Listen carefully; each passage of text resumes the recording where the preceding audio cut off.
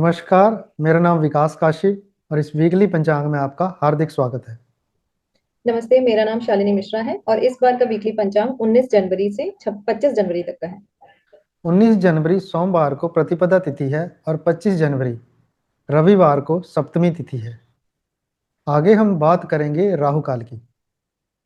जी, तो जैसे कि हम आपको हमेशा बताते आते हैं कि राहु काल में आपको सावधानियां बरतनी है और कोई भी नए कार्य शुरू नहीं करने हैं, क्योंकि करने से कहीं ना कहीं भ्रम पैदा हो सकता है और उस कार्य के परिणाम आपकी सोची हुई एक्सपेक्टेशन के अनुसार नहीं आ सकते हैं। तो उस पीरियड को नया काम शुरू करने के लिए या कोई भी शुभ कार्य करने के लिए अवॉइड करें। आपको उसकी जो जानकारी है वो डिस्क्रिप्शन में या स्क्रीन पे दिख जाएगी। आगे बात करेंगे योग की। तो सबसे पहले है सर्वार सिद्धि योग। तो इस हफ्ते 3 बार सर्वार सिद्धि योग पढ़ेंगे। तो पहला है 18 जनवरी सोमवार को सुबह 10:14 पे शुरू होगा और 19 जनवरी सुबह सूर्योदय पे समाप्त होगा। दूसरा सर्वार सिद्धि योग 19 जनवरी सोमवार को 11:53 पे शुरू होगा और 20 जनवरी सुबह सूर्योदय के साथ समाप्त होगा। और तीसरा सर्वार सिद्धि योग 25 जनवरी रविवार को दोपहर को 1:36 पे शुरू होगा और 26 जनवरी सुबह सूर्योदय के साथ समाप्त होगा। जी। सर्वार्थ सिद्धि योग सारे कार्य सिद्ध करने वाला योग है, एक शुभ योग है। इसमें आप किसी भी तरह के शुभ योग कर सकते हैं। जैसे कि अगर आप कोई भी अपना जॉब से रिलेटेड, बिजनेस स्टार्ट करने से रिलेटेड नई डील साइन करनी है, कोई इन्वेस्टमेंट करना है, किसी भी तरह का कोई संस्कार करना है, गृह प्रवेश या शादी तय करनी है, ये सारे कार्य आप सर्वार्थ सिद्धि योग में कर सकते हैं। आगे हम बात करेंगे रवि योग की। तो पहला रवि योग 21 जनवरी दोपहर को 1:58 पे शुरू होगा और 22 जनवरी दोपहर को 2:27 तक रहेगा। दूसरा रवि योग 23 जनवरी दोपहर को 2:33 पे शुरू होगा और 24 जनवरी सुबह 10:49 पे रहेगा।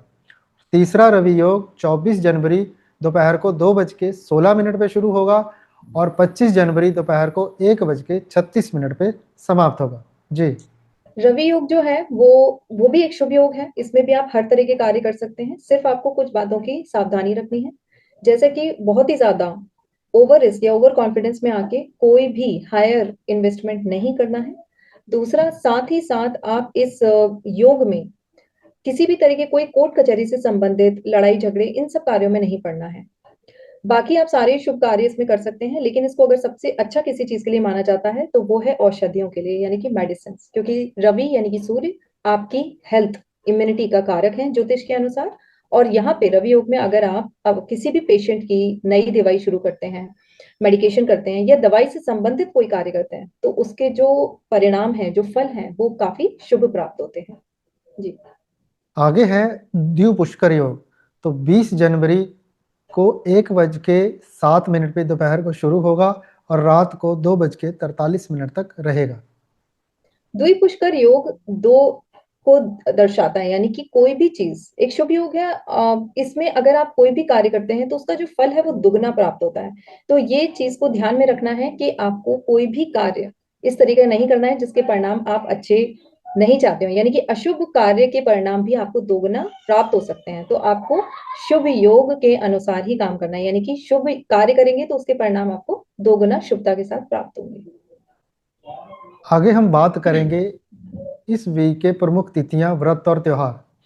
तो सबसे पहले 19 जनवरी सोमवार को गुप्त नवरात्रे शुरू होंगे।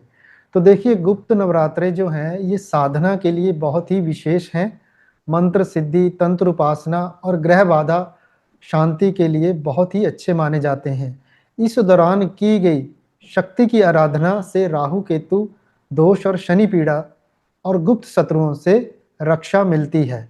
तो आप भी अगर कोई साधना करना चाहते हैं, कोई उपासना करना चाहते हैं, तो इन गुप्त नवरात्रों में शुरू कर सकते हैं।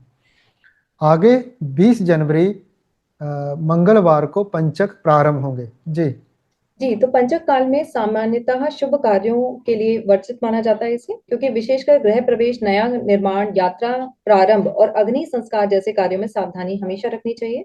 इस समय आप जप, दान, गृह शांति, आध्यात्मिक साधना, ये सब करने से आपको उत्तम फल की प्राप्ति होती है। आगे 23 जनवरी शुक्रवार को बसंत पंचमी है। तो देखिए, ज्योतिष एवं आध्यात्मिक महत्व इसका क्या है कि माँ सरस्वती जो है वो विद्या की देवी हैं, वाणी की देवी हैं। तो जो भी लोग पढ़ते हैं, जो स्टूडेंट हैं, उनके लिए माँ सरस्वती की पूजना बहुत ही जरूरी रहती है, क्योंकि विद्या, बुद्धि, वाणी और जो भी हमारी क्रिएटिविटी है वो बहुत ही ये वसंत पंचमी वाला दिन उसके लिए बहुत ही अच्छा माना जाता है।